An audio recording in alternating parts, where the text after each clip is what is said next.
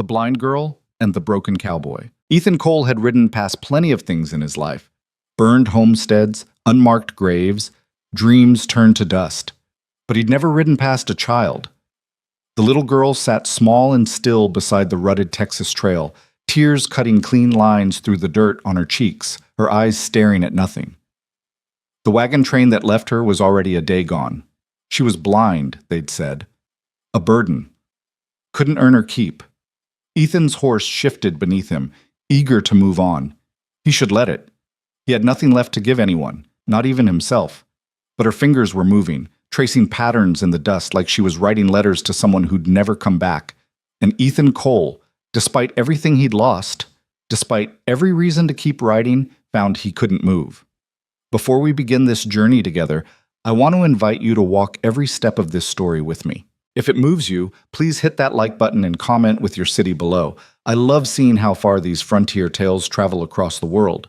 Now let's step back to that dusty Texas road and meet a cowboy who thought he had nothing left to lose, until he found someone with even less. The sun hammered down on the Texas plains like divine punishment, turning the air thick enough to chew.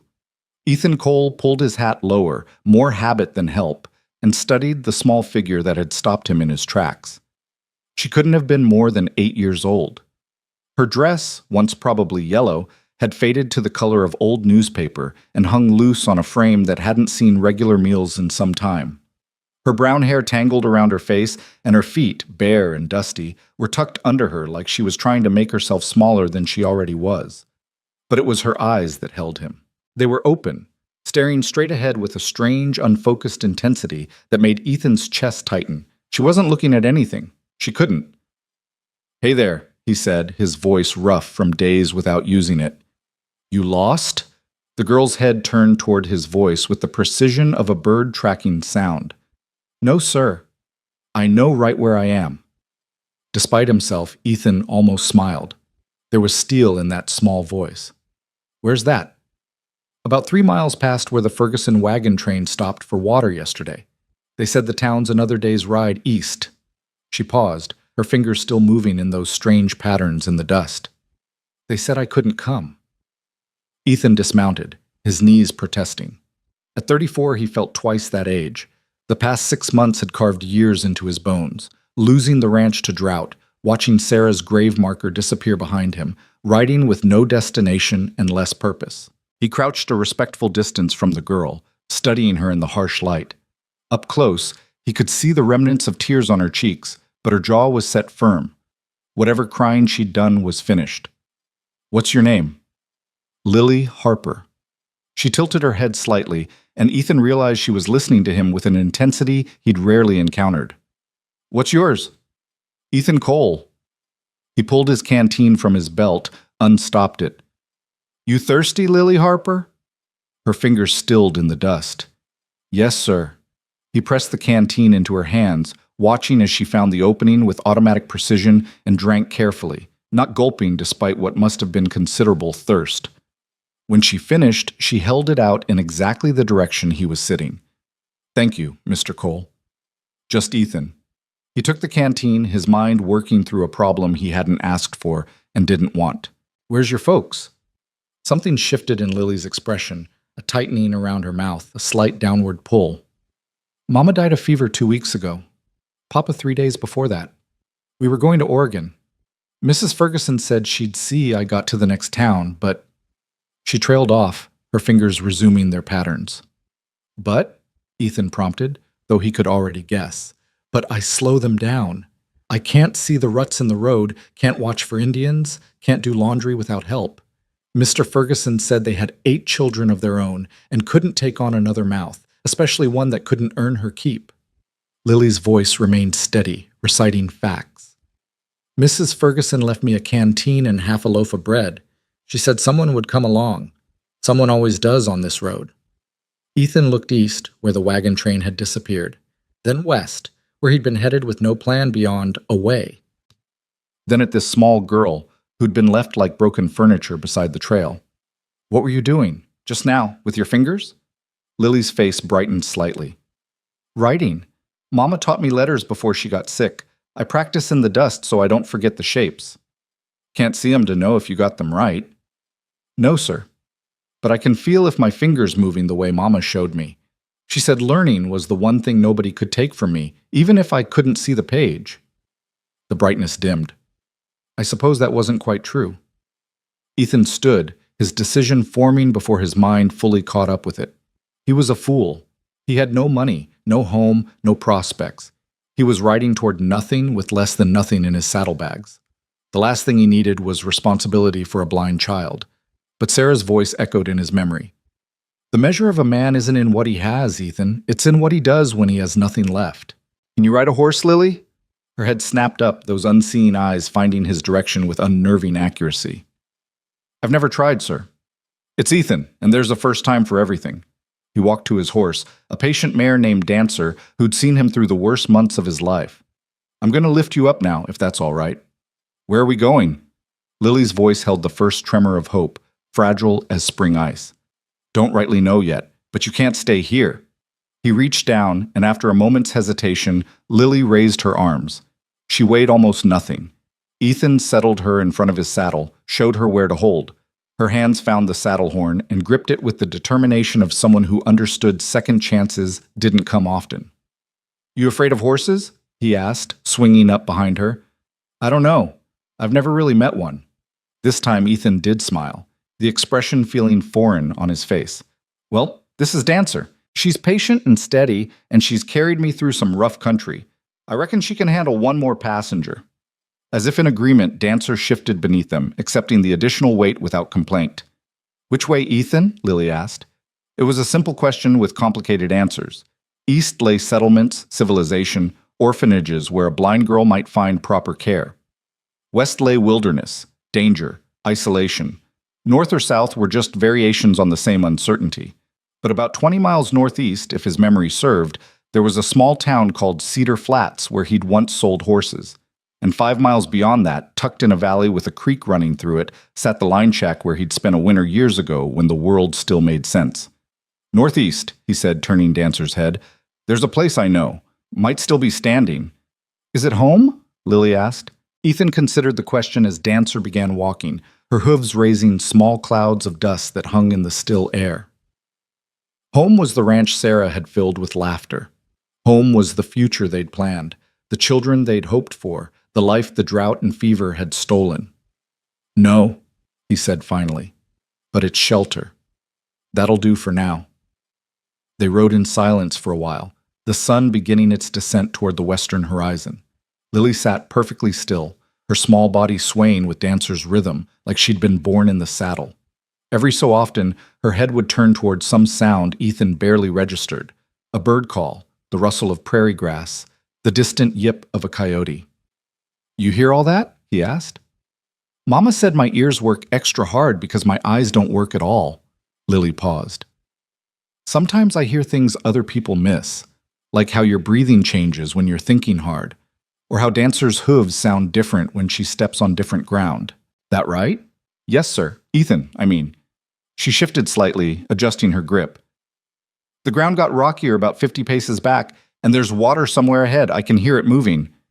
Ethan looked up sharply. She was right on both counts.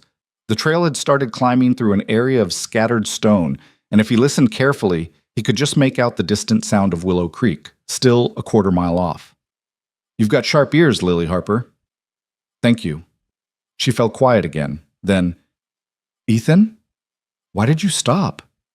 It was the question he'd been asking himself since the moment he dismounted.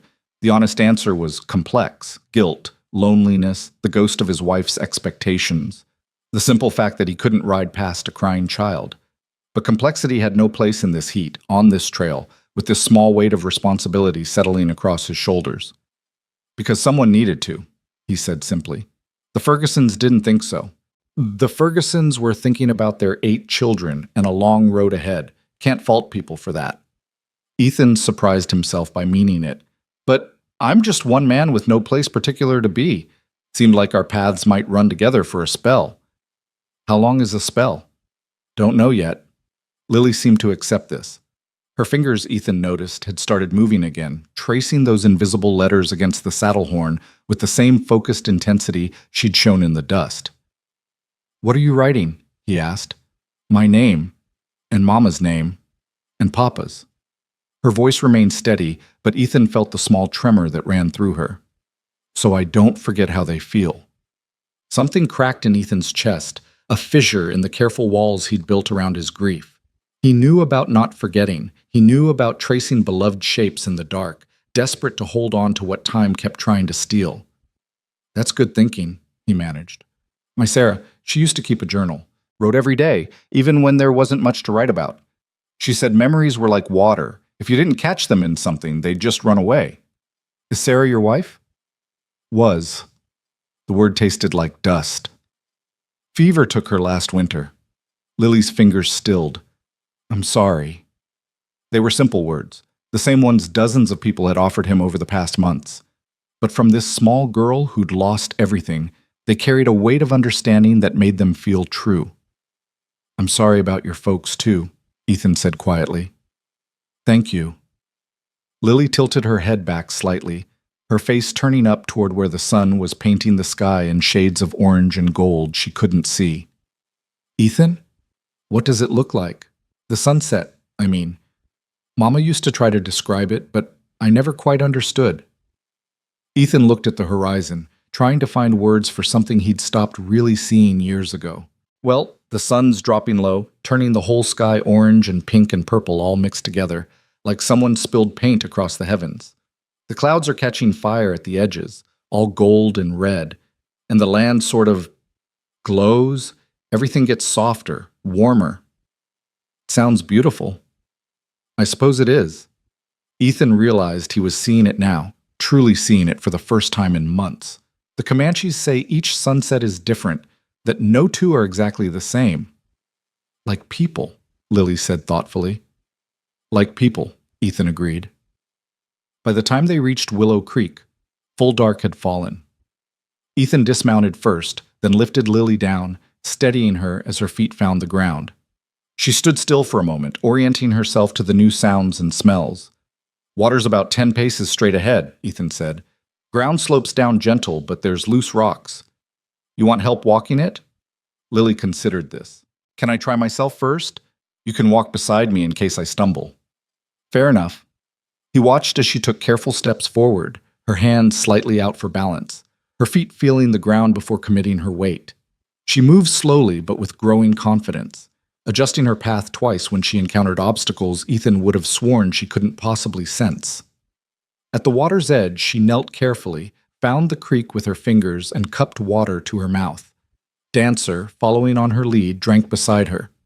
It's cold, Lily said with something like wonder. Really cold. Comes down from the mountains.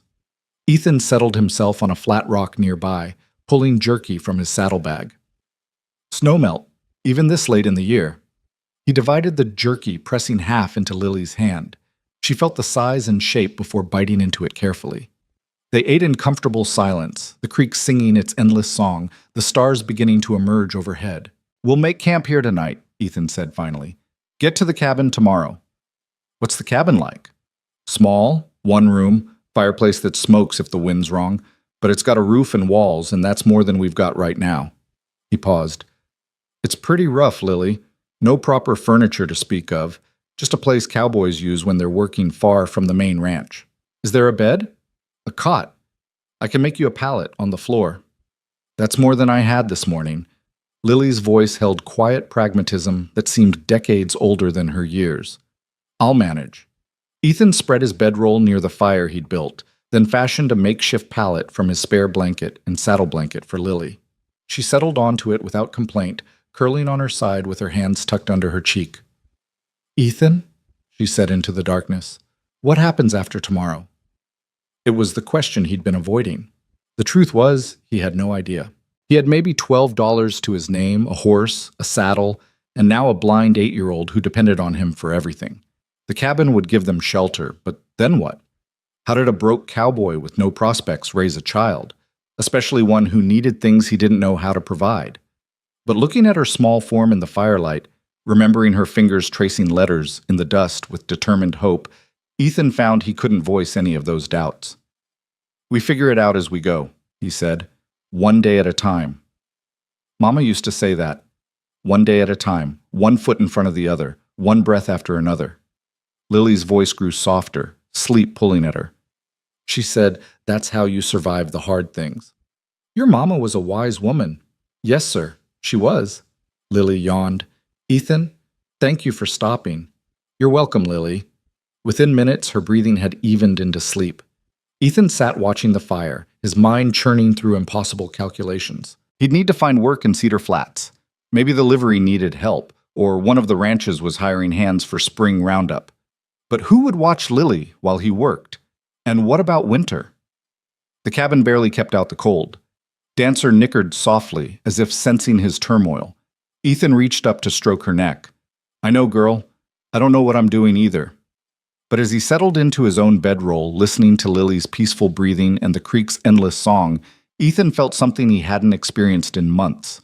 Not quite hope. Hope felt too ambitious, too fragile. But something in that direction. Purpose, maybe. Or just the simple knowledge that tomorrow he'd wake with a reason to, which was more than he'd had yesterday. The stars wheeled overhead in their ancient patterns, indifferent to the struggles of one broken cowboy and one abandoned girl. But under that vast Texas sky, something small had shifted. A choice had been made. A path had been chosen. And whatever came next, they'd face it together. What?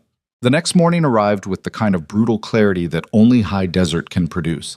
Ethan woke to find Lily already awake, sitting quietly on her pallet, with her face turned toward the sunrise she couldn't see. "Morning," he said, his voice rough with sleep.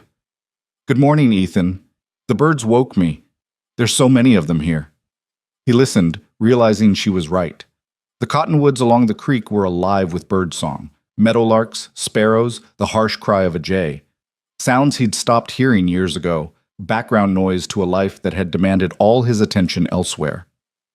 "You hungry?" he asked. "Yes, sir." They shared the last of his jerky and some hardtack that required soaking in creek water to be edible. It wasn't much, but it would get them to Cedar Flats, where Ethan could buy supplies. At least, he hoped he could. $12 didn't stretch far. After breaking camp, they rode northeast under a sky that promised heat before noon. Lily sat in front of Ethan again, her small hands gripping the saddle horn, her head turning to track sounds that built her map of the world. "Tell me what you see," she said after they'd been riding for an hour. Ethan looked around, trying to translate sight into words.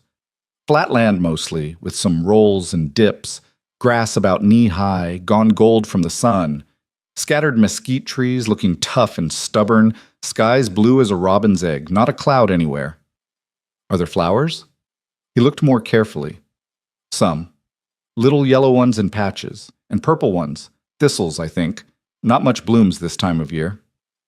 Mama said prairie flowers were brave, that they grew anyway, even when it was hard. "Sounds like someone else I know," Ethan said. He felt rather than saw Lily's smile.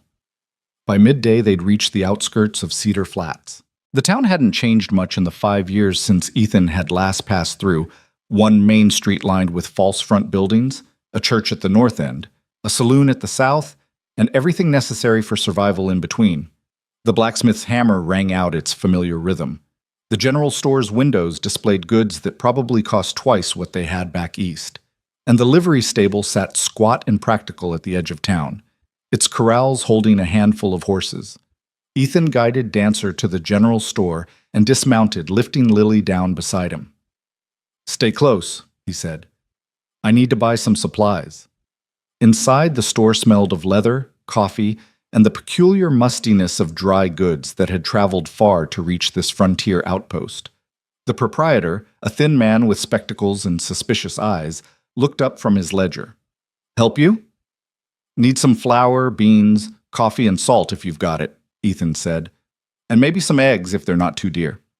The proprietor's eyes shifted to Lily, who stood close to Ethan's side, her hand resting lightly on his arm. "The child yours?" "She is now." Ethan met the man's gaze steadily. Something passed across the proprietor's face, curiosity, judgment, maybe a flicker of pity.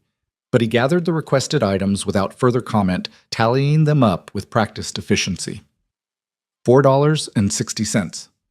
Ethan counted out the money carefully, watching his small reserve dwindle. $8 left. He took the burlap sack of supplies, feeling its weight. "Obliged," he said, turning to leave. "Mister?" The proprietor's voice stopped him. "If you're looking for work, Tom Hardisty's ranch might be hiring. He lost some hands over the winter. It's about 15 miles north." Ethan nodded his thanks. 15 miles meant a day's ride there and back, too far for the cabin, but he filed the information away. If things got desperate enough, he'd figure something out. Outside, he secured the supplies to Dancer's saddle, then helped Lily mount up again.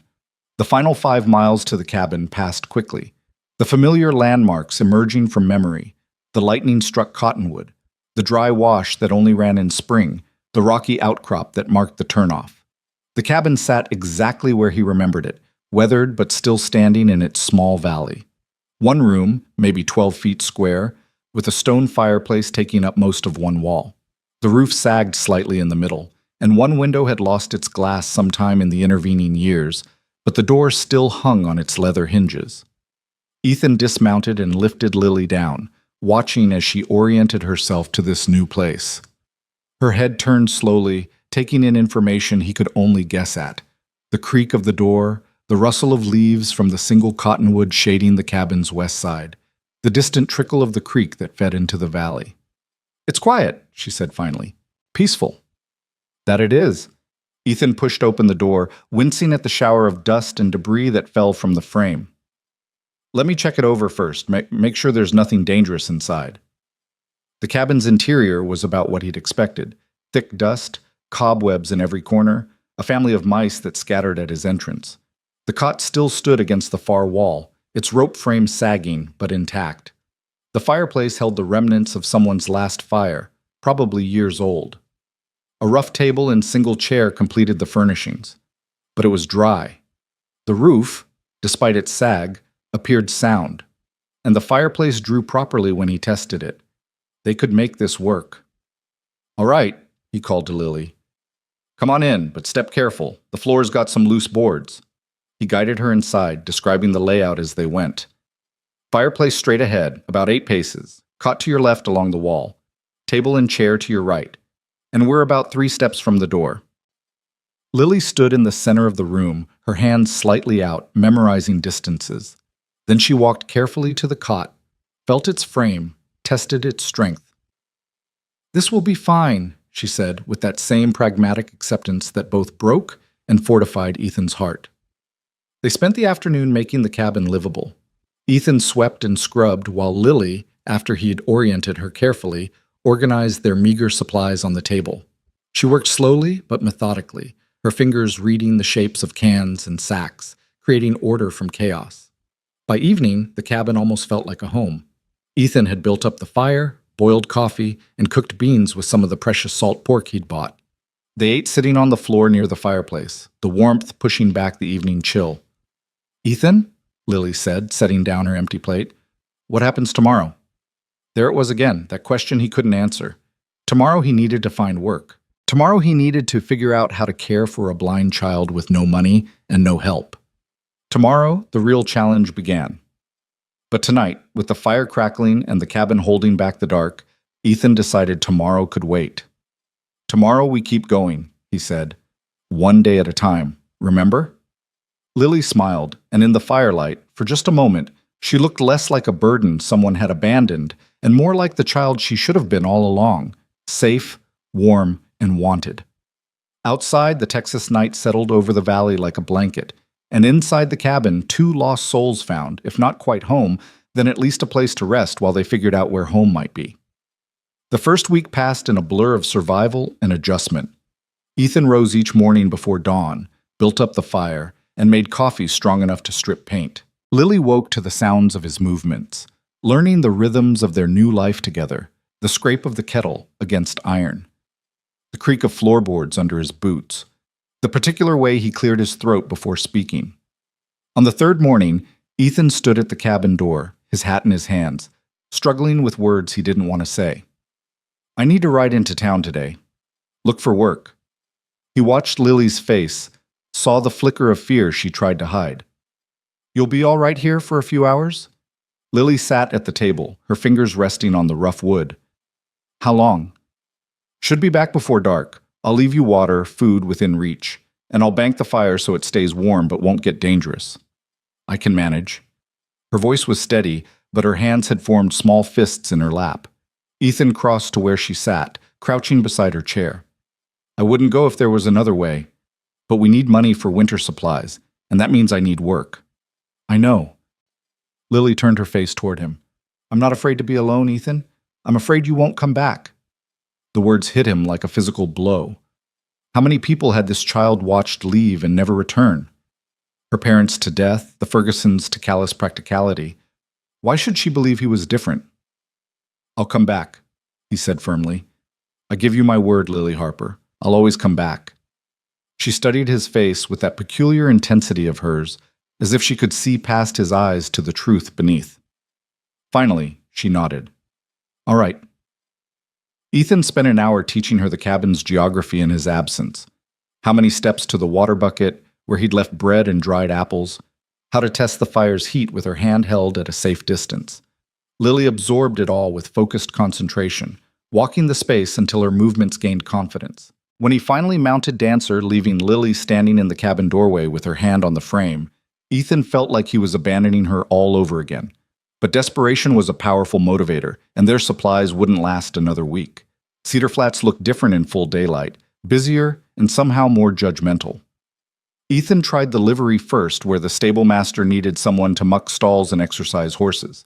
The pay was poor, 50 cents a day, but it was something.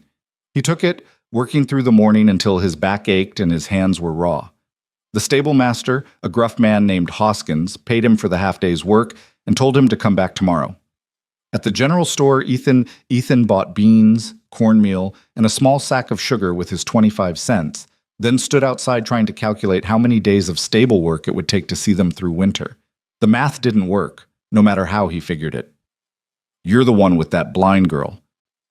Ethan turned to find a woman watching him from the store's entrance. She was perhaps 40, with graying hair pulled back severely and eyes that assessed him with the cool efficiency of someone who'd learned to measure people quickly.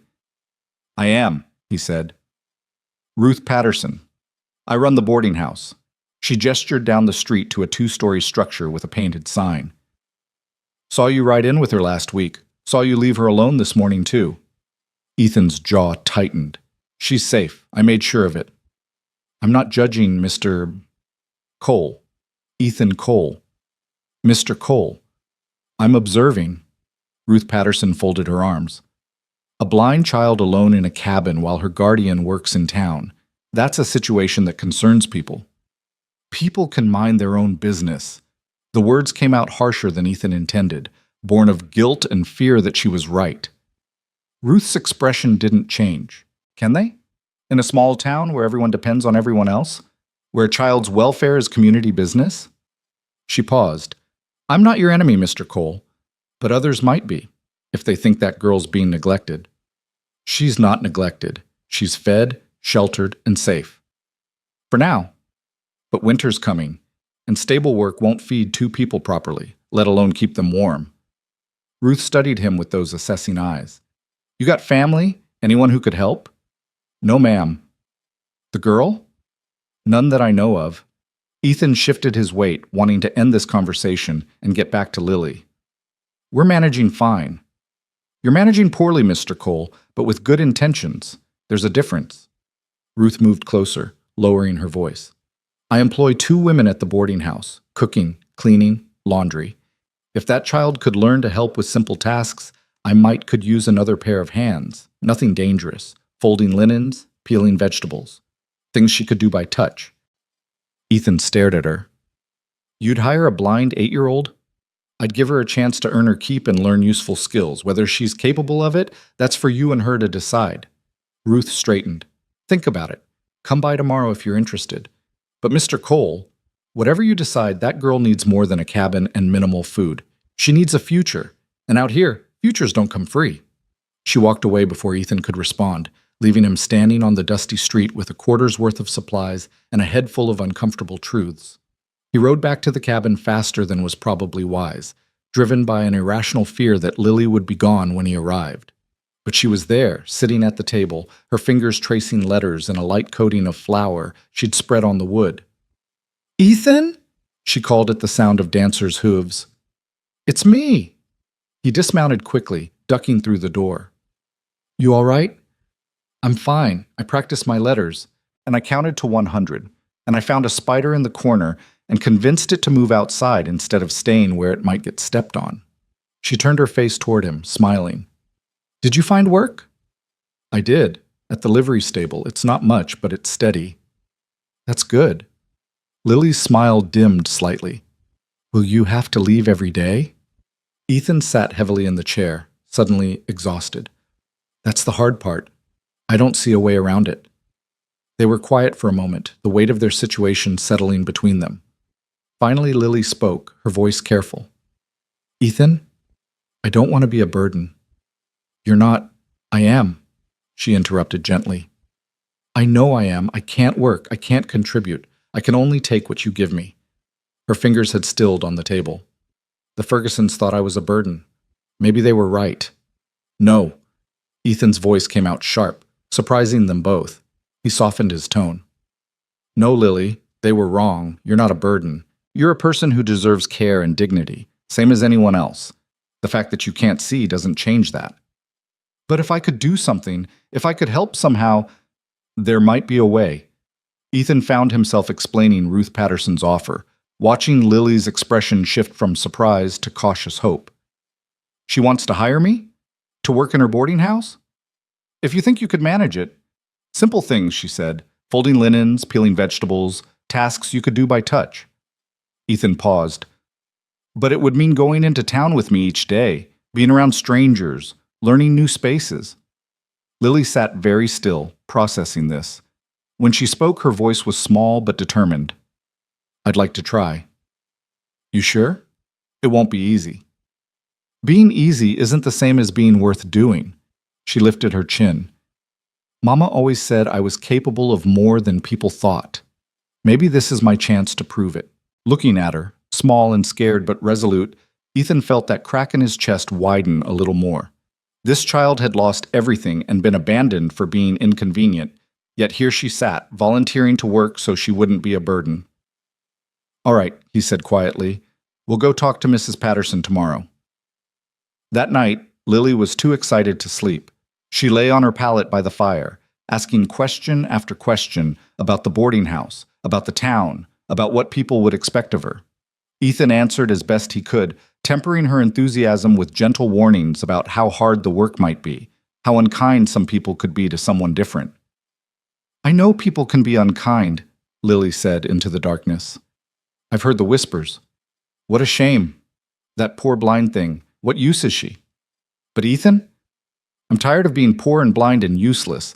I want to be Lily Harper who works at the boarding house. Is that foolish? No, Ethan said, his throat tight.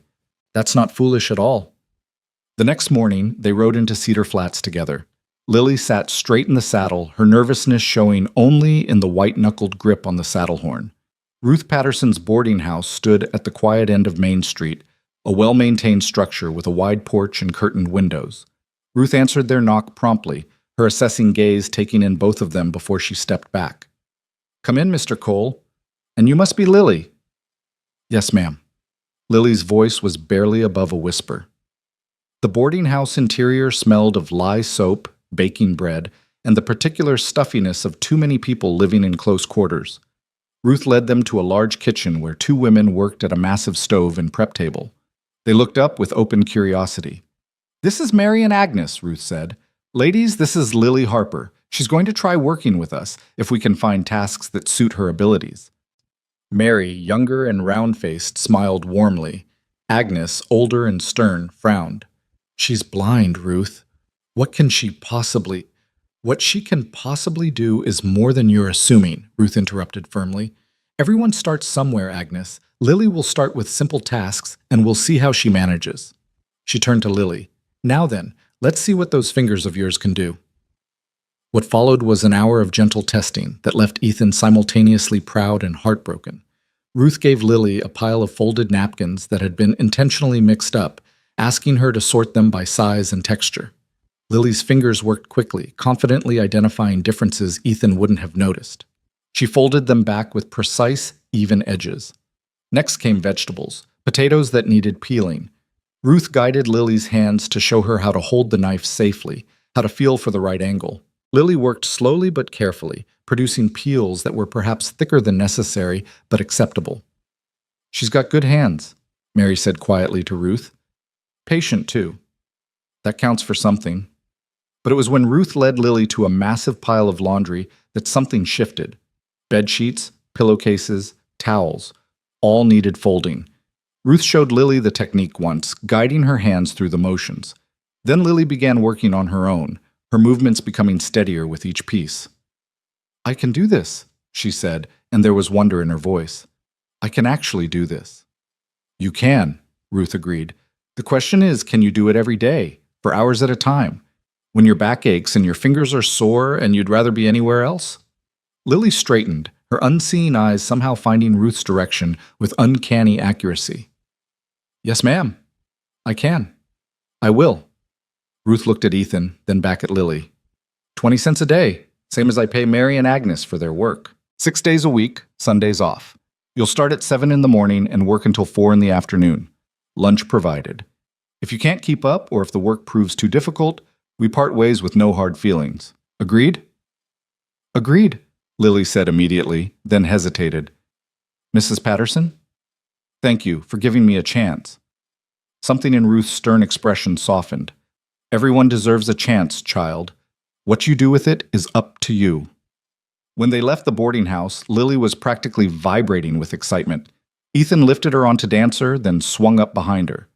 "You did well in there," he said. "I have a job, Ethan, an actual job where I earn money."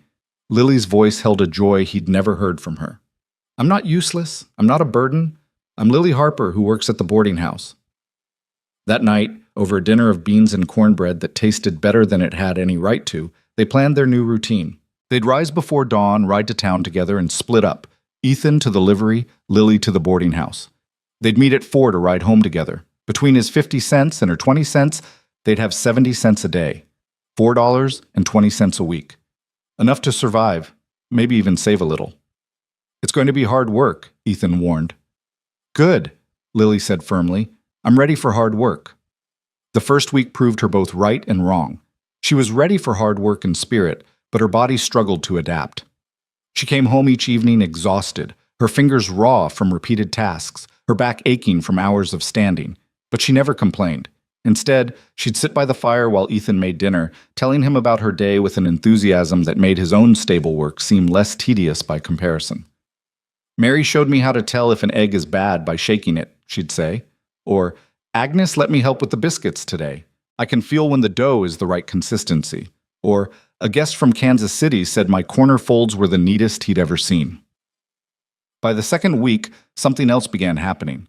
Lily started bringing home skills she'd learned: how to organize by touch, how to orient herself in new spaces quickly, how to remember complex patterns. She rearranged the cabin's interior with Ethan's permission, placing items where they were more logically grouped. She took over some of the cooking, her fingers learning to judge doneness by texture, and her ears learning to hear the difference between a slow boil and a rolling one. "You're changing this place," Ethan observed one evening, watching her move through the cabin with increasing confidence. "Is that all right?" Lily paused, a sudden worry crossing her face. "I don't mean to take over. This is your cabin." "It's our cabin," Ethan corrected. "And yes, it's more than all right. You're making it a home." The truth was, Lily was changing more than the cabin. She was changing him. The man who'd ridden away from his buried wife with nothing but grief and aimlessness was finding something to anchor to. Each morning, he had a reason to rise. Each evening, he had someone waiting. The constant low-level despair that had colored his world for months was gradually lifting, replaced by something that felt almost like purpose. But their fragile new stability faced its first real test on a Thursday afternoon in early October. Ethan was finishing his work at the livery when Hoskins called him to the office. "Cole, we need to talk." Ethan followed him into the small, cluttered space, his stomach tightening. Getting fired would be catastrophic. "You've been doing good work," Hoskins began, which only made Ethan more nervous. Good news didn't usually start with serious tones. "But there's been talk around town about you and that blind girl." "What kind of talk?" "The concerned kind." People wondering if it's proper, a single man raising a female child alone, wondering if she's being properly cared for, properly supervised. Hoskins held up a hand before Ethan could protest. I'm not saying I agree with it. I'm saying it's happening, and I thought you should know. Ethan felt cold fury rising in his chest. Lily's being cared for just fine. She's got food, shelter, work that gives her purpose. What more do people want? Propriety, Hoskins said bluntly. Appearances. The comfort of knowing things are being done the right way. He sighed. Look, Cole, I don't make the rules. But I've seen this kind of thing before. Small town, unconventional situation, people with nothing better to do than worry about other people's business. It can get ugly if you're not careful. What are you saying? I'm saying maybe you should think about making things more official. Maybe talk to the Reverend about guardianship papers. Maybe find a woman willing to help with the girl's care. Make things look more respectable. Hoskins shrugged. Or don't. But don't be surprised if the town council starts asking questions you don't want to answer. When Ethan met Lily at the boarding house that afternoon, she immediately sensed his mood. What's wrong? She asked as he lifted her onto Dancer. Nothing for you to worry about. But even as he said it, Ethan knew it was a lie. Everything that affected him affected her. They were bound together now, for better or worse. They rode in silence for a while before Lily spoke again. People are talking about us, aren't they? Ethan shouldn't have been surprised by her perception. How'd you know? I hear things, whispers that stop when I enter a room, questions about where I live and who takes care of me. She was quiet a moment. They think it's wrong, don't they? You and me living alone. Some do. Ethan chose his words carefully. People get uncomfortable with situations that don't fit their idea of proper. What are we going to do?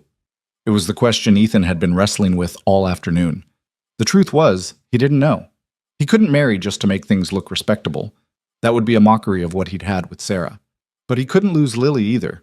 In the few short weeks since he'd found her by that roadside, she'd become essential to his life in ways he was only beginning to understand.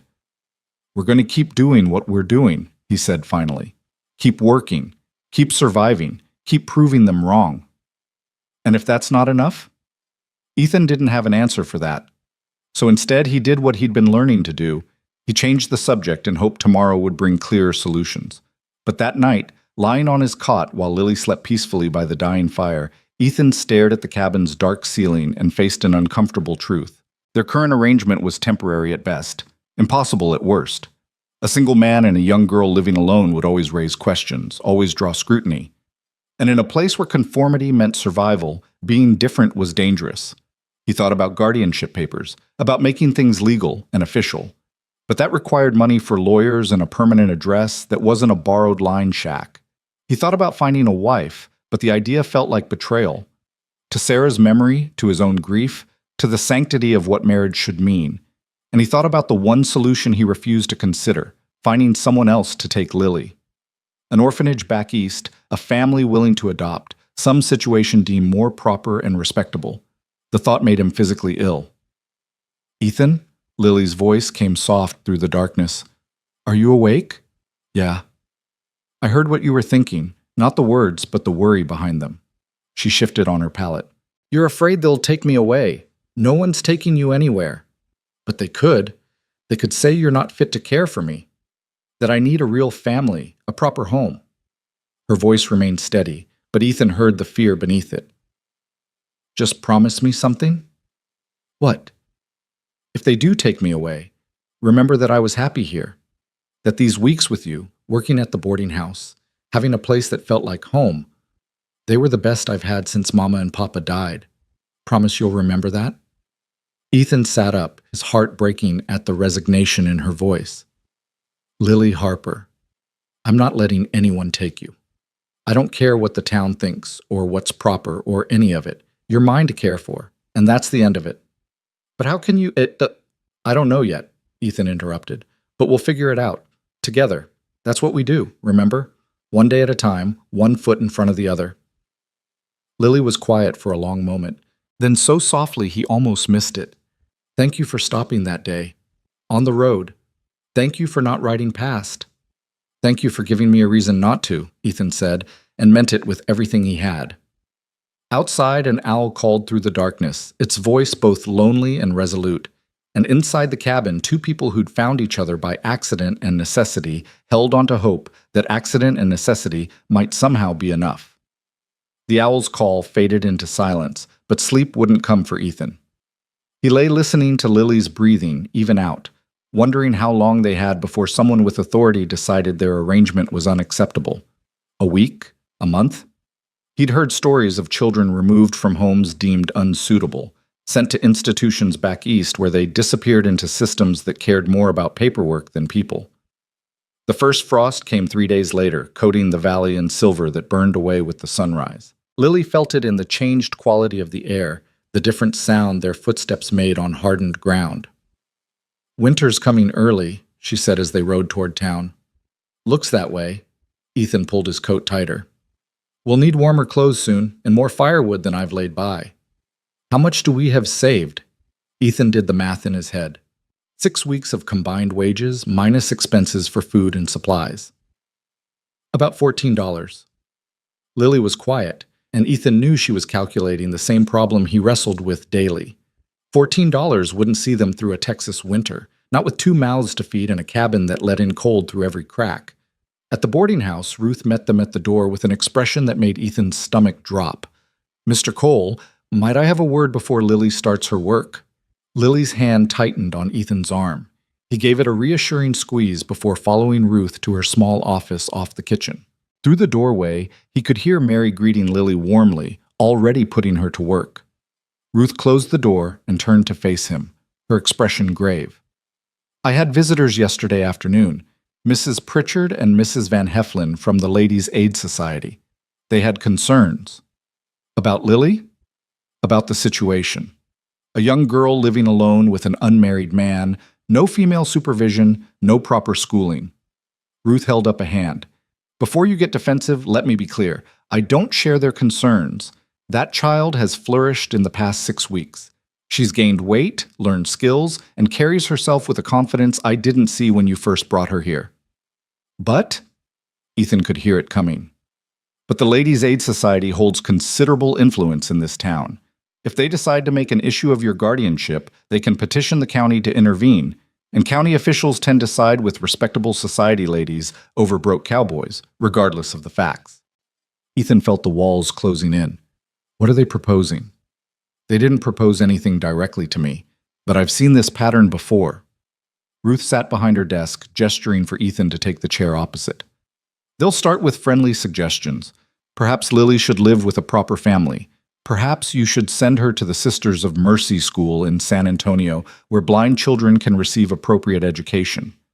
When suggestions don't work, they escalate to social pressure. And when that fails, they involve the law. She's happy where she is. She's working, contributing, learning. What more do they want?" "They want conventionality, Mr. Cole. They want situations that fit their understanding of proper family structure." Ruth leaned forward. "I'm not telling you this to frighten you. I'm telling you because I think you need to take action before they force your hand." "What kind of action?" "Make your guardianship legal. File papers with the county clerk establishing yourself as Lily's official guardian. It won't stop the gossip, but it makes removing her much more complicated legally." Ruth paused. "And consider my earlier suggestion about finding help. A woman willing to provide female supervision, even part-time, would go a long way toward silencing critics."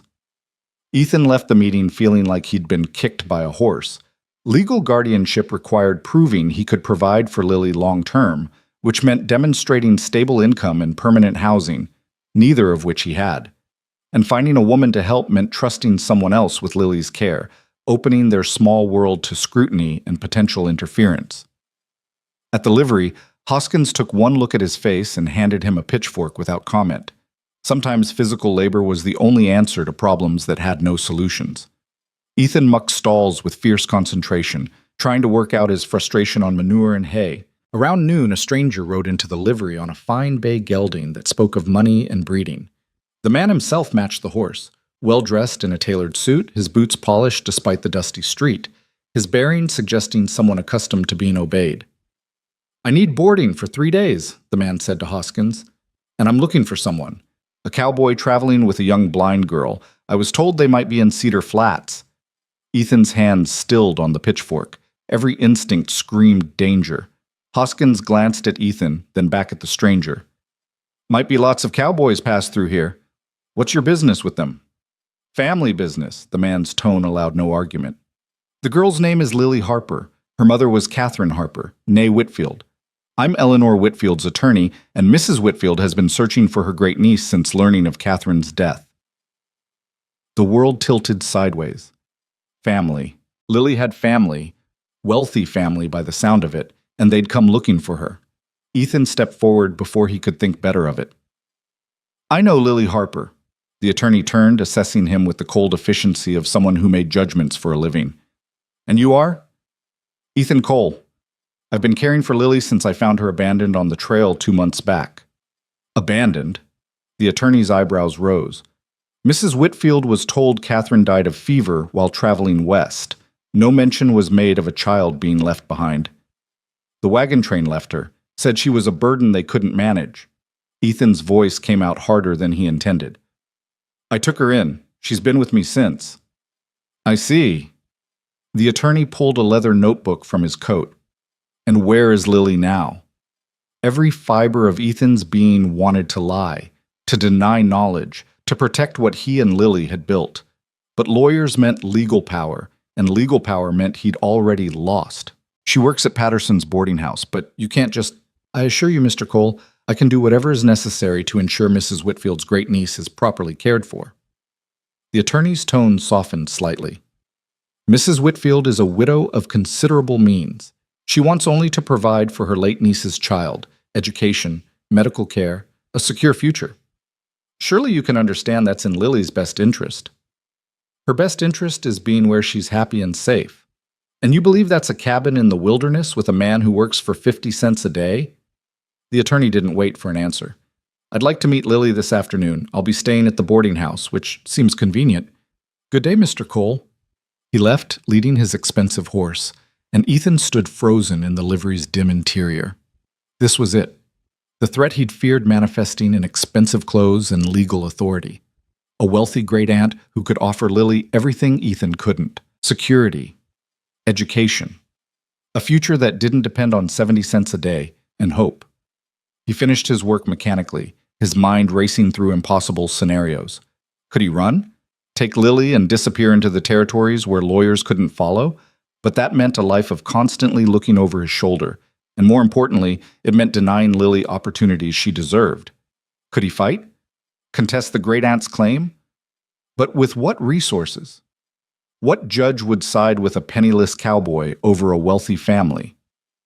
At 4 o'clock, Ethan arrived at the boarding house to find the attorney already installed in the front parlor, taking tea with Ruth Patterson. Lily stood in the kitchen doorway, her face pale, her hands gripping the frame. Ethan? Her voice shook. Mrs. Patterson says a man is here. About my family. He crossed to her quickly, taking her trembling hands in his. It's going to be all right. How can it be all right?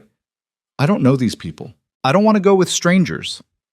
Let's hear what he has to say first. Ethan kept his voice steady, though his own heart hammered against his ribs.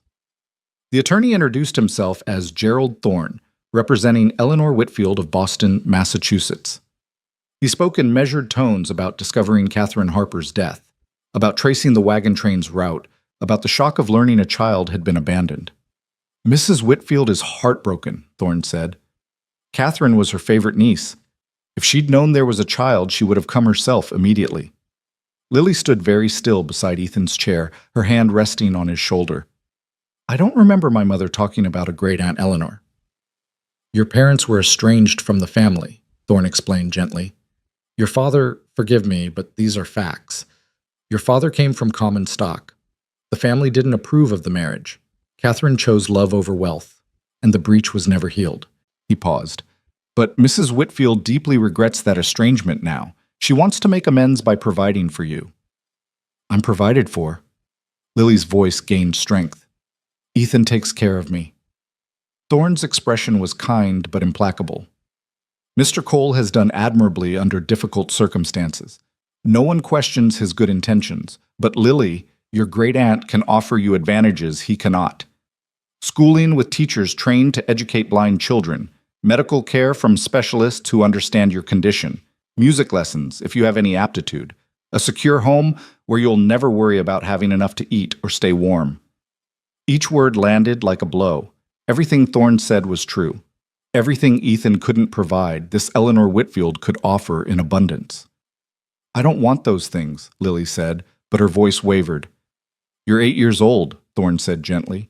You don't yet know what you'll want at 12 or 16 or 20, Mrs. Whitfield simply wants to ensure you have choices. Ruth, who'd been silent throughout, finally spoke. Mr. Thorne, what exactly are you proposing? Mrs. Whitfield will arrive in Cedar Flats within the week. She'd like to meet Lily, spend time with her, and discuss arrangements for her future. Thorne looked at Ethan. Mr. Cole, no one is suggesting you've done anything wrong, but surely you can see that a child deserves the best possible opportunities. Ethan wanted to argue, to rage against the unfairness of a world where money mattered more than love. But looking at Lily, small and scared but trying so hard to be brave, he realized this wasn't about what he wanted or needed. It was about what Lily deserved. Can I think about it? Lily asked quietly. Before I have to decide anything? Of course. Thorne stood, gathering his papers. I'll be here all week. Take whatever time you need. He paused at the door. Lily, I know this is frightening. Change always is. But your great-aunt truly wants what's best for you. I hope you'll give her a chance to prove that. After he left, the parlor felt oppressively quiet. Ruth excused herself, leaving Ethan and Lily alone. They sat in silence for a long moment before Lily spoke. You think I should go with her, don't you? I think... Ethan's voice caught. He started again. I think you deserve a chance at a real future. Education, security, all the things I can't give you. But you give me a home and purpose and someone who sees me as more than my blindness. Lily's unseeing eyes filled with tears. How can money replace that? It can't, Ethan admitted, but it can give you opportunities I never could. Lily, I'm a broke cowboy living in a borrowed cabin, working for wages that barely keep us fed. What happens when winter really sets in and we can't afford enough firewood? What happens if you get sick and I can't pay for a doctor? What happens when you're older and need things I don't even know to provide? What happens if I go live with strangers and I'm miserable? Lily countered.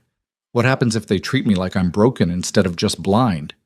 What happens if I lose the only family I have left?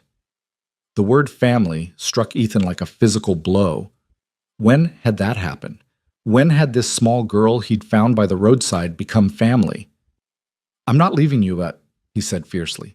No matter what gets decided, I'm not abandoning you. If you go to Boston, I'll find a way to check on you, to make sure you're being treated right, to be there if you need me.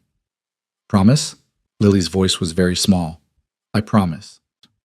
They rode home in heavy silence, the autumn sunset painting the sky in colors Lily couldn't see but could sense in the changing temperature of the air on her face. At the cabin, Ethan built up the fire while Lily sat at the table, her fingers tracing aimless patterns in the wood grain. Tell me about winter, she said suddenly. Real winter. The kind we'll have here. Ethan understood what she was asking, not about weather, but about survival. Gets cold. Real cold some nights, the kind that seeps through walls and makes your bones ache. We'd need to keep the fire going almost constantly, which means a lot of wood, and the trail to town can become impassable if we get heavy snow, which means we'd need supplies laid by to last weeks at a time. How much would that cost? More than we have. No point in lying. We'd manage somehow. We always do. By freezing? By going hungry? Lily's hands stilled. Ethan, I don't want to leave, but I also don't want to be the reason you suffer through a winter that could kill you. That's not... It is my choice, though, isn't it? She turned her face toward him. You said no matter what gets decided, but it's my decision to make. Mine and yours together. Ethan crossed to the table, sitting across from her. Then let's decide together. Let's meet this Eleanor Whitfield when she arrives.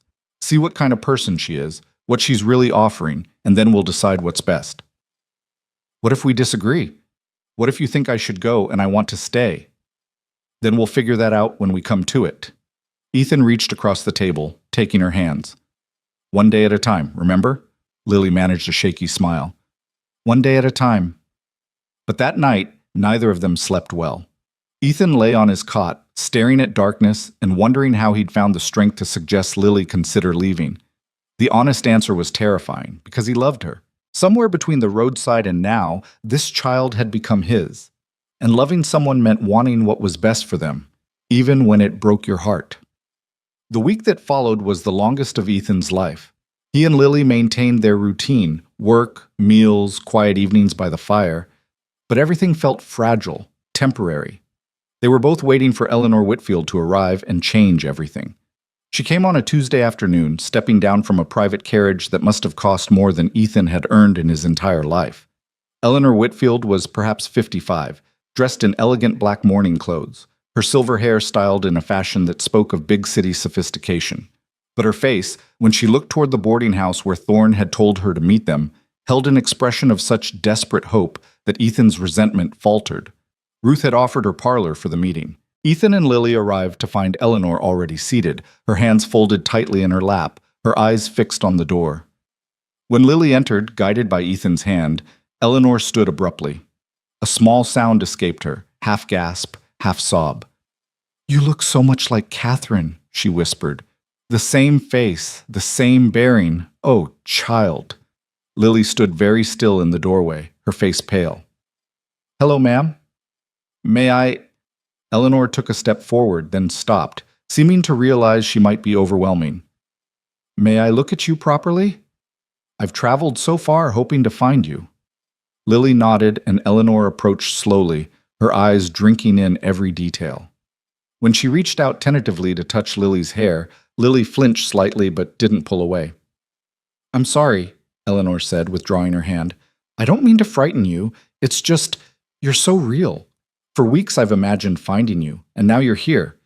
They sat, an awkward gathering of four people bound by circumstance rather than choice. Eleanor explained about Catherine, about the rift in the family, about her profound regret at not mending that breach before it was too late. "Your mother was brilliant," Eleanor said to Lily. "Talented, headstrong, passionate about everything she did. I loved her dearly, but I handled the situation with your father poorly. I thought I was protecting her. Instead, I drove her away." "Mama never talked about you," Lily said quietly. "I don't imagine she did. The hurt was deep on both sides." Eleanor's voice cracked. "But Lily, I want to make amends. Not to Catherine, it's too late for that, but to you. Let me give you the life your mother deserved, the opportunities she sacrificed." "What kind of opportunities?" Lily asked. What followed was a description of a world Ethan could barely imagine. A home in Boston's Back Bay, staffed with servants. Tutors trained in the Perkins method of educating blind children, the same institution that had taught Laura Bridgman and would later teach Helen Keller. Music teachers who could nurture any aptitude Lily showed. Medical specialists who could examine her condition and determine if anything could be done to improve her sight. A life of security, education, and possibilities. "And Mr. Cole?" Lily asked. "What happens to Ethan?" Eleanor glanced at Ethan, and in her eyes he saw both sympathy and steel. "Mr. Cole has done a remarkable service in caring for you. I'm deeply grateful to him. But Lily, you must understand, your future lies in Boston, with your family and the opportunities that await you there." "Ethan is my family. He's a kind man who helped you when you needed it most." Eleanor's voice was gentle but firm. "But he's not your blood, Lily, and he cannot provide for you the way I can. Surely you can see that." Lily's hands were trembling where they rested in her lap. Ethan wanted to reach for them, to offer comfort, but felt paralyzed by the weight of the moment. "Can I think about it?" Lily asked. "I need time." "Of course." Eleanor stood, preparing to leave. "I'll be in town for another week. Come see me whenever you're ready to talk. And Lily, I know I'm a stranger to you now, but I hope, given time, we can become family in truth, not just in name." After she left, Lily sat motionless in the parlor chair. Ruth brought tea that no one drank. Finally, Ethan spoke. "She seems kind." "Kind people can still take everything from you," Lily said quietly, "even when they mean well." That night, Lily couldn't eat. She sat by the fire, her fingers tracing letters obsessively, her mother's name, her father's name, over and over as if repetition could bring them back. Ethan didn't know how to comfort her, so he simply sat nearby, present if not helpful. "Ethan?" Lily's voice came small through the firelight. If I go to Boston, will you forget about me? Never. The word came fierce and immediate. Lily Harper, I could no more forget you than forget my own name. But you'll move on, find another job, another place. Eventually I'll just be that blind girl you helped once. Ethan crossed to where she sat, kneeling before her. You listen to me. You're not that blind girl. You're Lily Harper, who survived losing everything and came out stronger. You're the person who taught me that life continues even after you think it's over. His voice broke. You're the reason I stopped on that road, and I'll never regret it, no matter what happens next. Lily's tears fell freely now, and she reached for him with the desperate grip of someone drowning. Ethan held her while she cried, feeling his own tears slip down his cheeks, knowing that love sometimes meant letting go, even when every instinct screamed to hold tighter. Outside, the first snow of the season began to fall, coating the valley in white silence. And inside the cabin, a cowboy and a little girl held on to each other, trying to find courage for the impossible choice that loomed ahead. The snow fell through the night, silent and relentless. By morning, the valley wore a blanket of white that transformed the familiar landscape into something strange and beautiful. Lily woke to the changed sound of the world, the muffled quality of snow-covered ground, the different way sound carried through cold air. It snowed, she said, not a question but a statement of fact. First real snow of the season. Ethan was already up, stoking the fire that had burned low during the night. About 3 inches, trail to town will be passable, but not for long if this keeps up. They prepared for the day in heavy silence, both avoiding the conversation that needed to happen. At the boarding house, Eleanor Whitfield was waiting in the parlor, her face lighting with cautious hope when Lily entered. I thought perhaps we could spend the day together, Eleanor said. If you're willing, I'd like to know you, Lily, not as my great-niece or Catherine's daughter, but as yourself. Lily hesitated, her hand tightening on Ethan's arm. He gave her a gentle squeeze. I'll be at the livery if you need me. Ethan, Lily's voice held panic. It's all right, he said quietly. Give her a chance. That's all she's asking. He left before he could change his mind, before he could pull Lily close and refuse to let anyone take her. At the livery, Hoskins took one look at his face and assigned him the dirtiest, most physically demanding work available. Sometimes that was the only kindness that mattered. At the boarding house, Eleanor guided Lily to the parlor where Ruth had set out tea and small cakes. They sat in awkward silence for a moment before Eleanor spoke. I don't know how to do this, she admitted. I've thought of little else for weeks. What I'd say to you, how I'd explain everything. But now that you're here, all my prepared speeches feel inadequate. Why did you come looking for me? Lily asked. If Mama left the family behind, why does it matter now? Eleanor was quiet for a long moment. When she spoke, her voice carried the weight of old regrets. Because I loved your mother, and I failed her. Because I let pride and propriety cost me years I can never reclaim. Because I'm an old woman who has money and position but no family, and I suddenly realized how hollow that is. She paused. And because when I learned you existed and had been abandoned, I couldn't bear the thought of you suffering for my mistakes. I wasn't suffering, Lily said. Ethan found me. He took care of me. I know. And I'm grateful to him beyond words. Eleanor reached out tentatively, then withdrew her hand. But Lily, what happens next winter? The winter after that? What happens when you're older and need things he can't provide? Mr. Cole is a good man, but he's not equipped to give you the life you deserve. How do you know what I deserve? Lily's voice held an edge. You don't know me. You don't know what makes me happy or what I need. You're right, Eleanor said simply. I don't. That's why I'm here. To learn. Will you teach me? The question caught Lily off guard. She'd expected arguments, pressure, the kind of adult insistence that brooked no disagreement. But Eleanor's humility, her willingness to acknowledge ignorance, created an opening where none had existed before. What do you want to know? Lily asked cautiously. Everything. What do you do at the boarding house? What's a day in your life like? What do you think about when you're alone? What frightens you? What gives you joy? Eleanor's voice grew earnest. I've spent weeks imagining you, but imagination isn't the same as knowing. So Lily talked. Hesitantly at first, then with growing confidence. She described learning to fold linens by texture, the satisfaction of creating order from chaos through touch alone. She talked about the cabin's geography, how she'd memorized every step and surface until she could navigate it with confidence. She explained her finger writing, the way she practiced letters in flour and dust to keep her mother's lessons alive. Eleanor listened with an intensity that made Lily feel truly heard, asking questions that showed genuine interest rather than polite obligation. And slowly, against her will, Lily began to understand why her mother might have loved this woman. Beneath the wealth and propriety lay someone who cared deeply, if imperfectly. "Your mother used to do something similar," Eleanor said when Lily mentioned the finger writing. "She'd trace poetry in the air when she was thinking, said it helped her remember the rhythm and flow of language." She smiled sadly. "I'd forgotten that until just now. Thank you for reminding me." At noon, they took lunch in the boarding house dining room. Mary brought soup and bread, her eyes darting between Lily and Eleanor with obvious curiosity. Lily ate carefully, aware of being watched, determined not to spill or fumble despite her nervousness. "You've learned to manage well," Eleanor observed. "Someone taught you carefully." "Mama did, before she got sick. And Ethan helps when I need it, but he also lets me struggle sometimes. Says I need to learn to do things myself." "He's right." Eleanor set down her spoon. "Lily, I want to be honest with you about something. If you come to Boston, there will be people who underestimate you because you can't see, who treat you as fragile or helpless. I can't prevent that entirely, but I can promise to fight it. You've proven you're capable of far more than most people would assume. I want to give you opportunities to prove that to the world."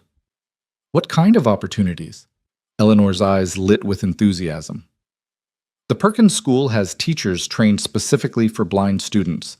They've developed methods, raised letters, tactile learning, ways to read and write without sight. You could have a real education, Lily. Literature, mathematics, history, music, everything your mother wanted for herself but never got to pursue fully. Ethan teaches me," Lily said, defensive. "He reads to me in the evenings, tells me about the world." "I'm sure he does. But Lily, there's a difference between a kind man reading aloud and trained educators who understand how to teach someone who learns differently." Eleanor leaned forward. "I'm not trying to diminish what Mr. Cole has done. I'm trying to show you what else is possible." They talked through the afternoon, the conversation shifting from tense negotiation to something almost like connection. Eleanor shared stories about Catherine as a girl, her stubbornness, her brilliant laugh, her absolute refusal to accept limitations. Lily listened hungrily, gathering pieces of her mother she'd never known. "She sounds wonderful," Lily said quietly. "I wish I'd known her longer." "She was," Eleanor said, her voice thick. "And she'd be so proud of you, Lily. Of your strength, your determination, the way you've survived circumstances that would break most adults." She paused. "I can't bring her back, but I can give you the life she dreamed of, one where you're valued for your mind and spirit, not limited by your circumstances." When Ethan came to collect Lily at 4 o'clock, he found them in the parlor, talking with an ease that made his chest tighten. This was what Lily needed, connection to her mother's memory, someone who could tell her stories he never could. How could he compete with that? Eleanor stood as he entered. "Mr. Cole, thank you for allowing me this time with Lily." "It was her choice," Ethan said. "Even so." Eleanor's expression was difficult to read. "I wonder if we might speak privately." "Just for a moment." Ethan glanced at Lily, who nodded permission. They stepped into Ruth's small office, closing the door behind them. "I want to make you an offer," Eleanor said without preamble. "I know this is difficult for you. I know Lily means a great deal to you, and you to her. I'm not blind to that attachment, despite my desire to bring her to Boston." "What kind of offer?" Ethan's voice was wary. "Come with us. To Boston." Eleanor raised a hand before he could protest. "Not permanently, necessarily, but come for the first few months. Help Lily adjust, be there as she learns to navigate a new city and new circumstances. I have a large house. You could stay as my guest. Give yourself time to find your footing in a place with more opportunities than Cedar Flats can offer." Ethan stared at her, trying to process the suggestion. "You want me to move to Boston?" "I want Lily to have the best possible chance of thriving in her new life, and I think that means not severing her connection to you immediately and completely." Eleanor's voice softened. "Mr. Cole, I don't know what your dreams are or what you want from life. But surely working in a livery stable for 50 cents a day isn't the sum of your ambitions? It wasn't, but Ethan hadn't allowed himself to think about ambitions in months. Dreams were luxuries for people with futures, and his future had died with Sarah.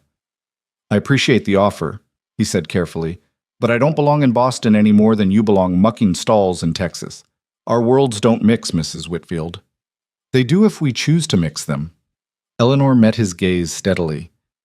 I'm not trying to buy you off or patronize you. I'm trying to find a solution that serves everyone, especially Lily.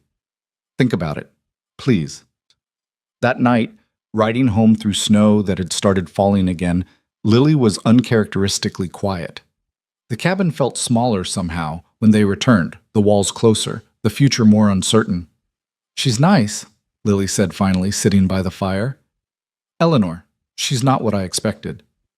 What did you expect? Someone cold, I think. Someone who'd look down on people like us. Lily's fingers traced patterns on her knees. But she's not like that. She's sad and lonely and trying to do right by Mama's memory. Ethan added wood to the fire, buying time before responding. She made me an offer, wants us both to come to Boston, for a while at least. Lily's head snapped up. Both of us? She thinks you'd adjust better if I was there, says I could stay at her house, help you settle in. Ethan sat across from her. I told her I'd think about it. What do you want to do? It was the question he'd been wrestling with all afternoon. What did he want? To keep Lily with him in the cabin, struggling through winters and uncertainty? To send her to Boston alone, trusting strangers with the most precious thing in his life? To follow her into a world where he'd never belong, sacrificing his pride for her comfort? I want what's best for you, he said finally, even if I don't know what that is yet. They sat in silence, the fire crackling, the snow falling outside. Finally, Lily spoke, her voice small and scared. I'm afraid, Ethan. Afraid of leaving. Afraid of staying. Afraid of making the wrong choice and regretting it forever. That's the burden of choosing, Ethan said quietly. Every path carries regret for the paths not taken. How did you choose? When you stopped on the road that day? How did you know it was right? Ethan thought back to that moment. The dusty trail, the crying child, the decision that had changed everything. I didn't know. I just knew I couldn't ride past. Sometimes that's all we can do. Make the choice we can live with and hope it's enough. The next morning brought a crisis that made their philosophical debates feel suddenly trivial. Lily woke coughing, a harsh, wet sound that made Ethan's blood run cold. By the time they should have left for town, she was feverish and struggling to breathe. I'm fine, she insisted, trying to stand. I can work. You're staying in bed. Ethan pressed her back down, feeling her forehead burn under his hand. This isn't just a cold, Lily. You need a doctor. We can't afford a doctor. We'll figure it out. But even as he said it, Ethan was calculating impossible mathematics. A doctor's visit would cost at least $2, maybe more if medicine was needed. That was almost 3 days' wages, money they didn't have to spare. He rode to town alone, leaving Lily with strict instructions to stay warm and rest. At the boarding house, he found Eleanor taking breakfast in the dining room. She took one look at his face and set down her fork. What's wrong? Lily's sick, fever, bad cough. She needs a doctor, but I don't have... His pride choked him, but necessity pushed through. I don't have money for it. Not enough, anyway. Eleanor stood immediately. Take me to her, now. Mrs. Whitfield, I can't ask you to... You're not asking. I'm insisting. Her tone allowed no argument. If Catherine's daughter is ill, nothing else matters. Let's go. They rode back to the cabin, Eleanor managing side saddle on Ruth's borrowed mare with surprising competence. Inside, they found Lily curled on her pallet, shivering despite the fire's heat. Lily, sweetheart. Eleanor knelt beside her, pressing a practiced hand to her forehead. I'm going to help you, all right? Eleanor? Lily's voice was weak, confused. Why are you here? Because you need me. And because I'm family, even if we're still learning what that means. Eleanor looked up at Ethan. Ride back to town. Bring Dr. Morrison. Tell him Eleanor Whitfield is requesting his services and money is no object. Ethan wanted to refuse, to assert that he could handle this himself. But looking at Lily's pale, feverish face, pride seemed like a luxury he couldn't afford. I'll be back as fast as I can. Dr. Morrison, a stern man in his 60s, arrived within the hour. He examined Lily with efficient thoroughness while Ethan and Eleanor waited outside in the cold. She's been working too hard, Eleanor said suddenly. A child her age, blind, working 7-hour days. Of course her body gave out. She wanted to work. She needed to feel useful. I'm not blaming you, Mr. Cole. Eleanor's voice was weary. I'm observing that this situation, however well-intentioned, isn't sustainable. Lily needs proper care, proper rest, proper medical oversight. She needs stability. She has stability. She has me. For how long? Eleanor turned to face him. What happens when you can't afford the next doctor's visit? When winter closes in and you can't keep her warm enough? When the town council decides your arrangement is improper and removes her by force? Her voice rose. I'm not trying to be cruel, Mr. Cole. I'm trying to be realistic. You love her. I can see that. But love alone doesn't keep children healthy and safe. The door opened before Ethan could respond. Dr. Morrison emerged, his medical bag in hand, his expression grave. She has pneumonia, early stages, but it could become serious quickly. He looked between them. She needs complete bed rest, warmth, and medication. I've left laudanum for the pain and fever, but she'll need careful monitoring for the next few days. Someone should be with her constantly. I will be, Ethan said immediately. What about your work? Eleanor asked. Ethan hadn't thought that far. Missing days at the livery meant no wages, which meant no food money, which meant the calculations spiraled into impossibility. I'll stay with her, Eleanor said firmly. Mr. Cole, you go to work. I'll remain here, tend to Lily, keep the fire going. When you return in the evenings, we'll manage in shifts. I can't ask you to... You're not asking. I'm offering. Eleanor's expression softened. Please, Mr. Cole, let me do this. For Catherine's daughter. For the child I should have been helping from the beginning. Over the next 3 days, an uneasy partnership formed. Ethan worked his shifts at the livery while Eleanor stayed with Lily, nursing her through fever dreams and coughing fits. In the evenings, Ethan took over, sitting by Lily's pallet through the long nights, listening to her labored breathing, praying to a deity he wasn't sure he believed in anymore. Eleanor proved surprisingly capable. She kept the fire going, managed medications with precision, even cooked simple meals from their sparse supplies. On the second evening, when Ethan arrived home exhausted, he found her sitting beside Lily, reading aloud from a book she'd brought from the boarding house. She's been asking for stories, Eleanor explained quietly. Said you usually read to her. Thank you. The words felt inadequate. For all of this. Eleanor looked down at Lily's sleeping face. She looks so much like Catherine, it breaks my heart. But she has strength Catherine never had. Strength born from hardship and survival. You gave her that, Mr. Cole. Don't think I don't recognize your contribution to who she's become.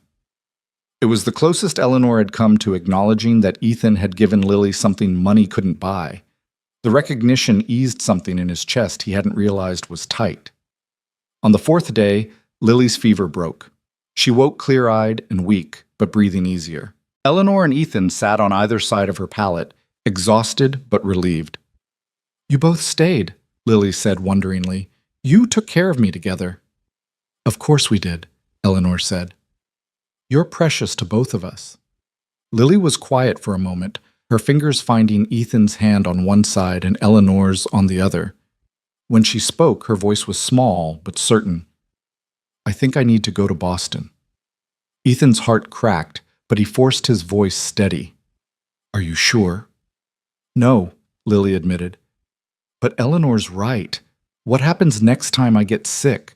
What happens when winter gets worse? I don't want to be the reason you starve or freeze, Ethan.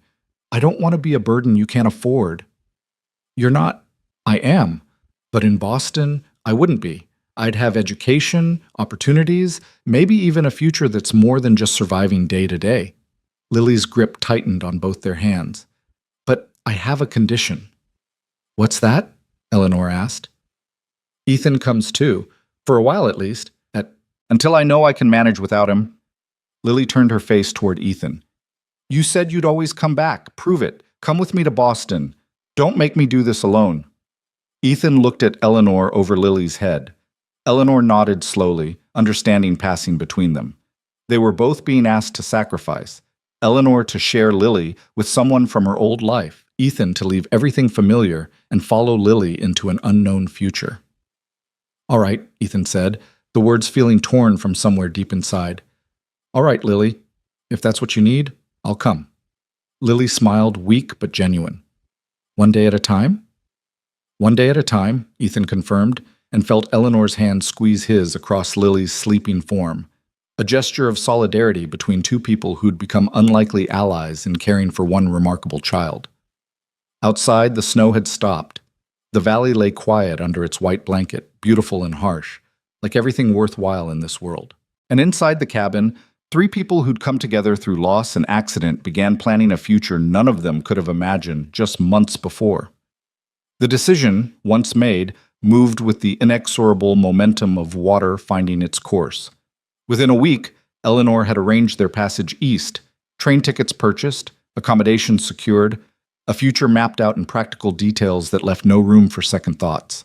Ethan spent his final days in Cedar Flats, settling accounts and saying goodbyes to people who'd become more than acquaintances in the brief time he'd been there. Hoskins paid him his final wages and shook his hand with rough kindness.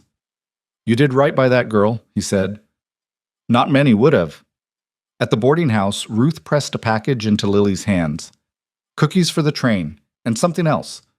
She guided Lily's fingers to a small book, its cover embossed with raised letters. "It's a journal. Mary found it in San Antonio, designed for blind writers. The pages have raised lines to guide your hand. I thought you might like to practice those letters you're always tracing." Lily's fingers explored the gift with wonder. "I can write? Really write?" "You can do anything you set your mind to, child. Don't let anyone tell you different." Mary and Agnes had pooled their wages to buy Lily a warm coat for the Boston winter, dark blue wool with mother-of-pearl buttons. When Lily tried it on, Agnes, who'd been skeptical of her from the start, adjusted the collar with surprising gentleness. "You'll do well," she said gruffly. "You're stronger than you know." The hardest goodbye was the cabin. On their last morning, Lily walked through the small space one final time, her fingers trailing along familiar surfaces, memorizing distances she'd no longer need to know. She paused at the fireplace where she'd spent so many evenings, at the table where she'd practiced her letters in flour, at the pallet where she'd slept and dreamed and slowly learned to hope again. "I'll miss this place," she said quietly. "Is that strange? It's just a cabin." "It's not strange." Ethan's voice was rough. "It was home. That matters."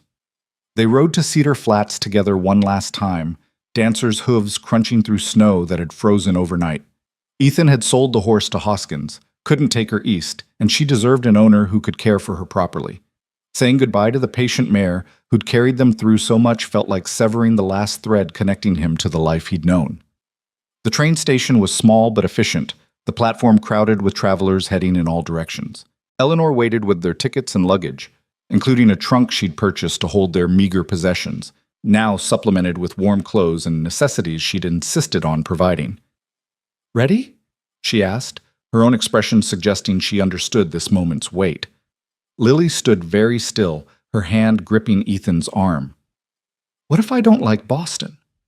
What if I can't manage?" "Then we'll figure something else out," Eleanor said firmly. "This isn't a prison sentence, Lily. It's an opportunity. But if it doesn't work, we'll find another way." The train arrived with a screech of brakes and a billow of steam that made Lily flinch. Ethan guided her aboard, describing each step as they climbed, the narrow corridor inside, the private compartment Eleanor had reserved. It was more space and comfort than Ethan had experienced in his entire life. Upholstered seats, polished wood panels, curtained windows that let in soft winter light. "This is what wealthy people ride in?" Lily asked, her fingers exploring the seat's fabric. "This is what you'll ride in from now on," Eleanor said. "Get used to it." The train lurched into motion, and Lily gasped, gripping the seat. Ethan sat beside her, describing what passed outside the windows as Cedar Flats disappeared behind them, the familiar buildings giving way to open plains, the snow-covered landscape stretching endlessly toward horizons she couldn't see. The journey east took 3 days, each one carrying them further from everything familiar. Ethan watched Texas give way to Louisiana, Louisiana to Mississippi, the landscape transforming from arid plains to humid delta to rolling hills. Lily absorbed it all through his descriptions, building her own maps from words and imagination. Eleanor proved to be a surprisingly easy travel companion. She'd brought books and read aloud in the evenings, her voice skilled at bringing characters to life. She answered Lily's endless questions about Boston with patience, painting pictures of a city built on water and commerce and old money, so different from the raw frontier they were leaving behind. "Will people stare at me?" Lily asked on the second day. "Because I'm blind?" "Some will," Eleanor said honestly. "People always stare at what they don't understand. But Lily, you'll also meet people who see past your blindness to who you really are. And eventually, you'll learn not to care what strangers think." "Do you care? What people think?" Eleanor was quiet for a moment. "I spent most of my life caring too much. It cost me my relationship with your mother, among other things. I'm trying to do better now." On the third afternoon, they crossed into Massachusetts. The landscape had changed completely. Dense forests instead of open plains, towns packed close together instead of scattered across vast distances, everything older and more established. Ethan felt increasingly out of place, a frontier cowboy heading into civilized society where his skills and experience meant nothing. That evening, as Lily slept in her berth and the train rattled through the darkness, Eleanor joined Ethan in the compartment's small sitting area. "You're having second thoughts," she observed. "About Lily?" "Never. About me belonging in Boston? Constantly." "Mr. Cole, may I call you Ethan?" "Suppose we're past formalities." "Ethan, then, I want to be clear about something. I'm not bringing you to Boston as a charity case or because Lily demanded it. I'm bringing you because I believe you have value beyond your current circumstances." Eleanor leaned forward. "I own property throughout the city, residential buildings, commercial spaces. I need people I can trust to manage them, people with integrity, work ethic, and the kind of practical wisdom that comes from surviving hard times." Ethan stared at her. "You're offering me work? I'm offering you a position, if you prove capable. Building management, tenant relations, overseeing repairs and renovations. It's honest work, it pays well, and it would give you independence while keeping you close enough to be part of Lily's life." She paused. "I'm not trying to buy your loyalty or assuage my guilt. I'm recognizing that you're a good man who deserves a chance at a future, same as Lily." "Why?" The question came out harsher than intended. "Why do all this for people who are nothing to you?" "Because you're not nothing to me. You're the man who saved my great niece when others abandoned her. You're the person who gave her dignity and purpose when the world said she was worthless.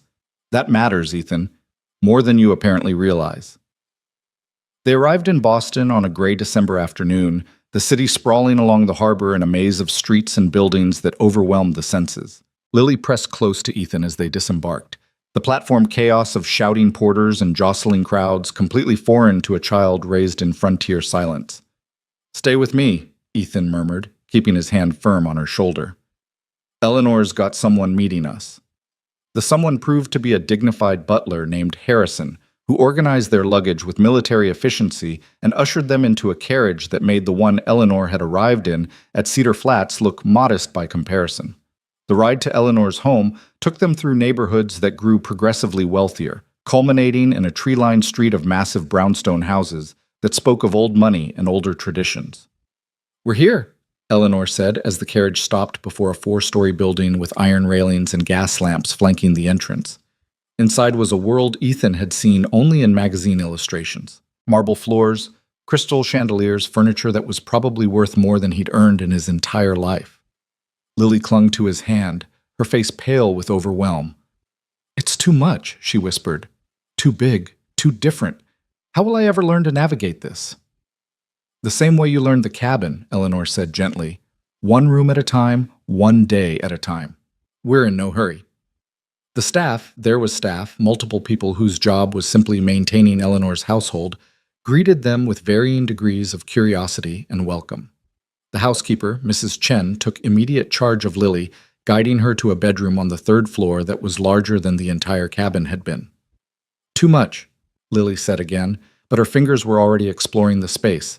The 4-poster bed with its heavy curtains, the wardrobe filled with clothes Eleanor had commissioned, the desk by the window where she couldn't see the view, but could feel winter sunlight on her face. Ethan's room was down the hall, similarly appointed, but somehow feeling even less like home. He stood at the window looking out at streets lit by gas lamps, listening to the constant noise of a city that never fully slept, and wondered what he'd agreed to. That first night, Lily couldn't sleep. Ethan found her sitting on the stairs between floors, her face turned toward sounds she was trying to categorize and understand. "It's too quiet," she said when he sat beside her. "That doesn't make sense, does it? The city is so loud, but the house is too quiet. I can't hear you in the next room, can't hear the fire crackling or the wind outside. I don't know where I am." "You're in Boston, in Eleanor's house, safe and warm and cared for." "I know that up here," Lily tapped her head, "but I don't feel it yet. Does that make sense?" "Perfect sense." Ethan put his arm around her shoulders. "It'll take time. Everything worth having does." The next weeks were an exercise in adaptation. Eleanor hired tutors who began working with Lily on the Perkins method of reading raised letters, opening worlds that had been closed to her. She learned to read with her fingertips, forming words from bumps on a page, her face alight with wonder at each new achievement. "Listen to this," she'd say, finding Ethan in whatever corner of the house he'd retreated to. "I can read, Ethan. Actually read. By myself, without someone speaking the words." She took music lessons from a patient instructor who recognized her natural ear and nurtured it carefully. Within a month, Lily could pick out simple melodies on the piano that dominated the parlor, her face showing a joy Ethan had rarely seen. But there were hard days, too. Days when the city overwhelmed her, when she missed the cabin's simplicity, when she felt like a frontier girl playing dress-up in someone else's life. On those days, Ethan would take her to the Common, Boston's Central Park, where at least the open space felt familiar. They'd walk the paths together, Lily's hand on his arm, and talk about nothing important until the world felt manageable again. Ethan's own adjustment proved rockier. Eleanor was true to her word about employment, starting him with small tasks, inspecting properties, coordinating repairs, learning the business of urban real estate management. He had an aptitude for it, she insisted, though Ethan suspected she was being generous. "You understand people," she told him after he'd successfully negotiated a dispute between a landlord and tenant. "You see past surfaces to what actually matters. That's a rare skill, especially in this city where everyone's so concerned with appearances." By spring, they'd settled into a rhythm that almost felt natural. Lily thrived at her studies, her confidence growing with each achievement. She made friends at the special school Eleanor enrolled her in, other blind children who understood her experiences in ways sighted people never could. She performed in a small recital, playing piano for an audience that included Ethan and Eleanor, and received applause that made her glow with pride. Ethan found his footing in property management, discovering he was good at problem-solving and working with his hands in this new context. Eleanor gradually gave him more responsibility, trusting him with larger properties and more complex situations. The work paid well enough that he began saving money, building something that resembled a future. But underneath the adaptation, a question lingered unspoken. How long would this arrangement last? Ethan was still living in Eleanor's house, still dependent on her generosity, still fundamentally unmoored from any life he could truly call his own. The answer came one evening in late May, when Eleanor called him to her study. Lily was at a friend's house for dinner, the first time she'd been confident enough to navigate a social engagement without Ethan present. "She's doing remarkably well," Eleanor said, pouring tea with the precision she brought to everything. "Better than I dared hope when we first arrived. She's a remarkable girl. Woman, almost. She'll be 9 soon." Eleanor handed him a cup. "Which brings me to something we need to discuss. Your position here." Ethan's stomach tightened. This was it. The moment Eleanor thanked him for his service and suggested he find his own way now that Lily was settled. "I've been thinking about your future," Eleanor continued. "You've proven yourself more than capable in property management. Several of my business associates have commented on your work. But Ethan, you can't live in my house indefinitely. It's not fair to you or to Lily. She needs to see you as an independent person with your own life, not as someone perpetually dependent on my charity." "I understand." The words came out flat. "I can look for lodgings." "I'm not asking you to leave Boston," Eleanor interrupted. "I'm offering you a partnership. There's a building in the South End, 6 units, currently in poor condition but good bones. I'll provide the capital for renovation. You provide the labor and management.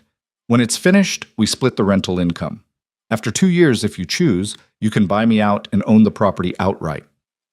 Ethan stared at her, trying to process what she was proposing. You want to make me a property owner? I want to give you the same thing I'm giving Lily, opportunity and independence. The chance to build something that's yours. Eleanor's expression was earnest. You saved my great niece, Ethan. You gave her dignity when the world said she was worthless. I can never repay that, but I can at least ensure you have a future that isn't dependent on my continued generosity. Why? The question had haunted him for months. Why do all this? You got what you wanted. Lily's here, safe and thriving. You don't owe me anything. Well, Eleanor was quiet for a long moment, gazing at the tea in her cup.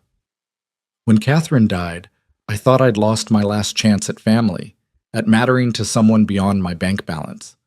Then you appeared with Lily, this man who'd thrown away his own comfort to care for a child who wasn't his, expecting nothing in return. You reminded me that family isn't always blood, that worth isn't measured in dollars, that sometimes the most valuable thing we can do is simply show up for someone who needs us. She looked up, meeting his eyes. You showed up for Lily. Let me show up for you. Not out of obligation, but because I've come to care about what happens to both of you, please. Ethan felt something shift in his chest, the last wall of pride crumbling, the final resistance to accepting help dissolving. All right, he said quietly. All right. Thank you. The building Eleanor proposed was indeed in rough condition, peeling paint, damaged plaster, plumbing that needed complete replacement.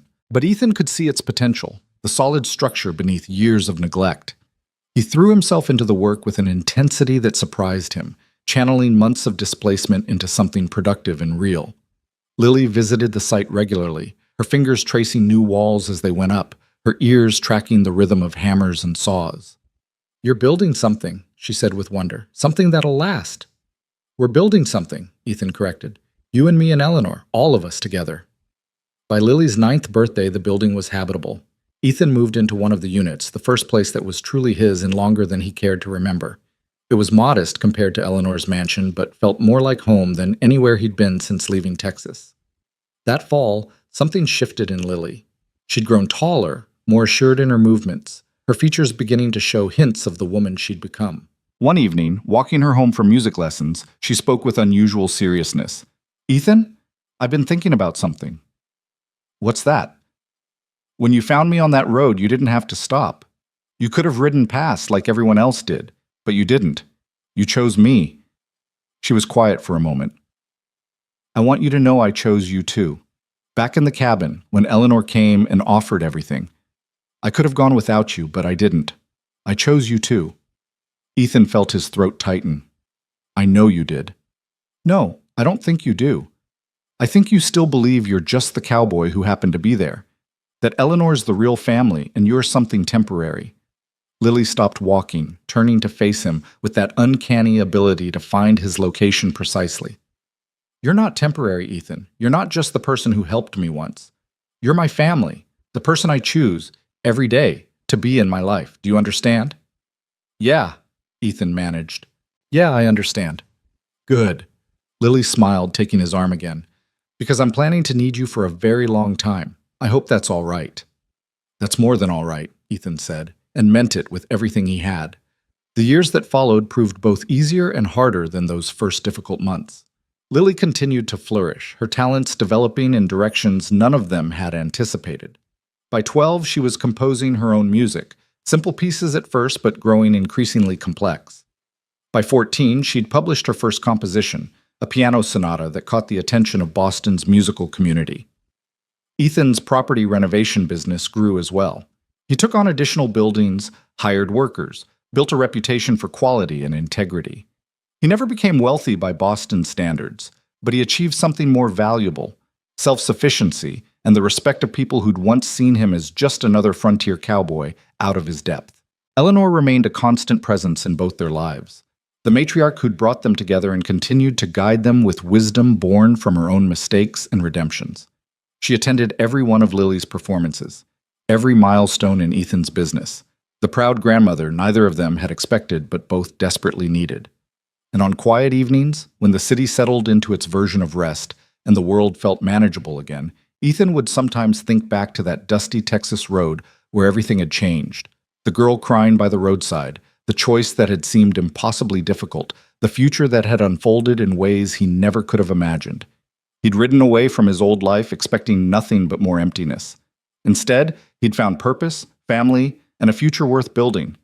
Not because he'd planned it or earned it or done anything particularly heroic, but simply because he'd stopped when he could have ridden past. Sometimes he realized the bravest thing you can do isn't charging forward into battle or striking out for new territory. Sometimes it's just stopping, paying attention, showing up for someone who needs you, even when you think you have nothing to give. Lily had taught him that. This remarkable young woman who'd survived abandonment and loss, who'd learned to navigate a world that refused to accommodate her, who'd taken every opportunity offered and transformed it into something transcendent. On her 16th birthday, Lily performed a concert at Boston Symphony Hall, a full program of her own compositions that brought the audience to their feet. Ethan sat in the front row beside Eleanor, watching this confident young woman take her bows, and marveled at the journey that had brought them here. After the concert, as the crowd filed out and the hall grew quiet, Lily found them backstage. Her face was flushed with triumph, her eyes bright with happy tears. "Did you hear?" she asked, gripping Ethan's hands. "Did you hear what we created together?" "I heard," Ethan said, his voice rough with pride and love. "Everyone heard, Lily. You were magnificent." "We were magnificent," she corrected. "All of us. The family we chose." Eleanor joined them, pulling both into an embrace that would have scandalized her younger self, but felt perfectly natural now. "The family we chose," she agreed. Later, walking home through Boston streets that had become as familiar as those Texas plains once were, Ethan thought about the girl who'd been abandoned by a roadside and the cowboy who'd stopped to help her. About how their accidental meeting had transformed into something deliberate and lasting. About how family wasn't always about blood or obligation, but sometimes about the conscious decision to show up, day after day, for people who mattered. The blind girl who'd once traced letters in dust now wrote music that moved audiences to tears. The broken cowboy who'd thought his life was over had built something solid and good from nothing but determination and hope. And the wealthy widow who'd lost everything that mattered had found redemption in giving two lost souls the chance they needed. It wasn't the life any of them had planned. But as Ethan tucked Lily's concert program into his pocket, a tangible reminder of how far they'd all come, he realized it was better than anything he could have imagined. Because sometimes the greatest journeys don't take you to new places. Sometimes they take you home, even when home is something you have to build from scratch, with nothing but faith and the people who choose to stand beside you. And sometimes, the simple act of stopping on a dusty road changes everything. Not just for the child who needed saving, but for the man who needed something to save, and the woman who needed a family to complete her life. They'd all been lost once. They'd all been broken and abandoned in their own ways. But together, they'd built something that would last. Not a perfect family, but a real one, forged through choice and effort and love that transcended circumstance. That, Ethan thought, was worth every difficult mile of the journey. Worth every moment of doubt, every sacrifice, every leap of faith into an uncertain future. Because in the end, the measure of a life wasn't in what you accumulated or achieved. It was in who you showed up for when they needed you most. And in that measure, Ethan Cole had finally become the man he'd always hoped to be. The man who didn't ride past.